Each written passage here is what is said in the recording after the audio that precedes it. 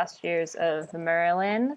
I am your host, Hannah, and today the chapter is called The Young Bird. As my second sight improved, Bronwyn helped me to read the Latin inscriptions and the religious manuscripts at the church. Strong smells of leather and parchment washed over me every time I cracked open one of the volumes. And the images, stronger still, carried me away, to the flaming chariot of Elijah, the Last Supper of Jesus, the stone tablets of Moses. Sometimes, as I pored over those texts, my troubles melted away. I became one with the words, seeing deeds and colors and faces with richness and clarity that I could never see with my eyes.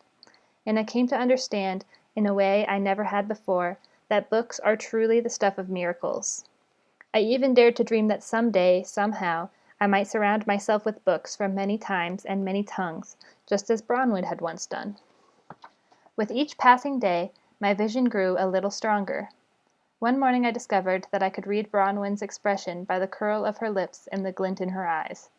Another morning, as I stood by my window watching the wind toss the branches, I realized that the rustling tree where the cuckoo lived was a hawthorn, broad and dark.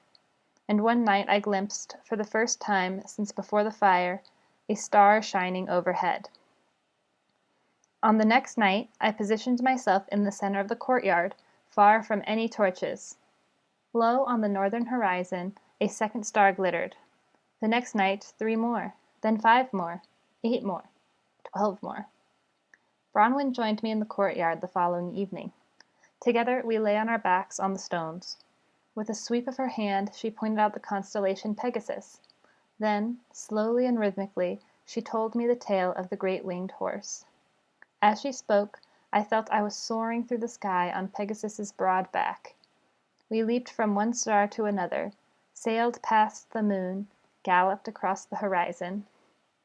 Every night after that, unless clouds completely covered the sky, Bronwyn and I lay there under the dome of darkness. As much as I loved reading the church's manuscripts, reading the manuscript of the heavens thrilled me even more. With Bronwyn as my guide, I spent my evenings in the company of Cygnus, Aquarius, and Ursa, whose claws raked my back several times. I tied the sails of Vela, swam far with Pisces, marched beside Hercules. Sometimes, while exploring the stars, I imagined the entire sky shrinking down into a single glorious cape. In a flash, I would put it on. Deep blue, studded with stars, the cape fell over my back, sparkling as I moved. The stars riding my shoulders, the planets ringing my waist. How I would love to own a cape like that one day. Yet even as I celebrated, I could not forget how much lay hidden from me. The clouded sky obscured some of the stars. My clouded vision obscured more. Still, the thrill of all I could see far outweighed the frustration with what I could not. Despite the clouds, the stars had somehow never seemed so bright. And yet there remained a dark place inside of me that even the light from the stars could not reach. The ghosts of my past continued to haunt me, especially what I had done to Donidius. I still heard his screams, saw the terror in his eyes, still felt the twisted and useless remains of his arms. When I asked Bronwyn whether he had survived, she couldn't say. She only knew that he was still hovering at the edge of death when we had left the village. Still, this much was clear. While he had done plenty to provoke my rage, his brutality could not obscure my own. On top of that, something else continued to plague me, something deeper than guilt. Fear. About myself and my dreadful powers. The merest thought of them threw up a wall of flames in my mind, flames that seared my very soul. If I lacked the strength to keep my promise, would I use those powers or would they use me? If, in the grip of uncontrollable rage, I could destroy both a person and a tree with such ease, what else might I one day destroy? Could I annihilate myself completely, as I did my own eyes? What kind of creature am I, really? Perhaps Donidius had been right after all. Perhaps the blood of a demon really did flow through my veins, so that terrible magic could rise out of me at any moment, like a monstrous serpent riding out of the deepest depths of the sea. And so it was, even in the new brightness of my days, that I remained troubled by the darkness of my own fears. As the week passed, my vitality as well as my vision continued to grow, yet my unease continued to grow as well. I knew down inside that I could never put my fears to rest until I somehow learned my true identity. There came an afternoon when I heard a new sound outside the window of my chamber. Eagerly, I moved closer. By stretching my second sight, I found the source of the sound, nestled among the boughs of a hawthorn tree. I watched and listened for a while. Then I turned back to Bronwyn, who sat in her customary place on the floor next to my pallet, grinding some herbs. "The cuckoo has nested in the hawthorn tree." I spoke with a mixture of certainty and sadness that made Bronwyn put down her mortar and pestle. I have watched her, seen her, sitting in the nest every day. She laid her only egg there. She guarded it from enemies. And now at last the egg has hatched. The young bird has emerged from the darkness. Bronwyn studied my face carefully before responding.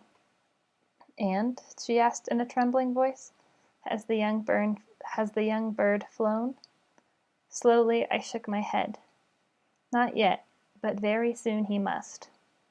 "Can he not," she had to swallow before trying again, "can he not stay with his mother for a while longer, sharing their nest for a little more time?" I frowned. All things must fly when they are able. But where? Where will he go? In this case, he must find his own self. After a pause, I added, to do that, he must find his own past. Bronwyn clutched at her heart. "No, you don't mean that. Your life will be worth nothing if you go back there." "My life will be worth nothing if I stay here." I took a step toward her. Though my eyes were useless, I probed her with my newfound gaze. "If you cannot, or will not, tell me where I came from, then I must find out myself. Please understand. I must find my true name. I must find my true mother and father. I must find my true home." "Stay," she begged in desperation. "You are only a boy of 12, and half blind as well. You have no idea of the risks. Listen to me, Emrys. If you stay with me for just a few more years, you will reach manhood. Then you can choose whatever you want to be. A bard, a monk, whatever you like." Seeing my blank look, she tried a different approach. "Whatever you do, don't decide right now. I could tell you a story, something to help you think through this madness. What about one of your favorites, the one of the wandering druid who saved St. Bridget from slavery?" Without waiting for me to answer, she began. "There came a day in the life of young Bridget when she—" "Stop." I shook my head. "I must learn my own story." Weakly, Bronwyn clambered to her feet. "I left behind more than you will ever know. Do you know why? So we could be safe, you and I. Is this not enough for you?" I said nothing. "Must you really do this?" "You could come with me." She leaned against the wall for support. "No, I could not." "Then tell me how to get there." "No." "Or at least where to begin." "No." I felt a sudden urge to probe the inside of her mind, as if it were the inside of a flower. Then the flames ignited, overwhelming my thoughts. I remembered my promise, and also my fears. "Tell me just one thing," I pleaded. "You told me once that you knew my grandfather. Did you also know my father?" She winced. "Yes, I knew him." "Was he, well, not human? Was he a demon?" Her whole body stiffened. After a long silence she spoke, in a voice that seemed a lifetime away. "I will say only this. If you ever should meet him, remember, he is not what he may seem." "I will remember, but can't you tell me anything more?" She shook her head. "My own father! I just want to know him." "It is better you do not." "Why?"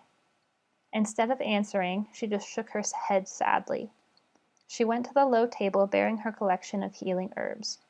Deftly, she picked up a few, then ground them into a coarse powder which she poured into a leather satchel on a cord. Handing me the satchel, she said resignedly, "This might help you live a little longer." I started to respond, but she spoke again. "And take this, from the woman who would have you call her mother." Slowly, she reached into her robe and pulled out her precious pendant. Despite my limited vision, I could see the flash of glowing green. "But it's yours!" "You will need it more than I." She removed the pendant and squeezed its jewel center one last time before placing the leather cord around my neck. It is called the Galator. I caught my breath at the word. Guard it well, she continued. Its power is great. If it cannot keep you safe, that is only because nothing outside of heaven can. You kept me safe. You built a good nest. For a while, perhaps. But now, tears brimmed in her eyes. Now you must fly. Yes, now I must fly. Gently she touched my cheek. I turned and left the room, my footsteps echoing down the corridor of stone. Okay, things are getting exciting. Amorous is on his way on an adventure. So tomorrow we will read chapter 10, titled The Old Oak. Bye.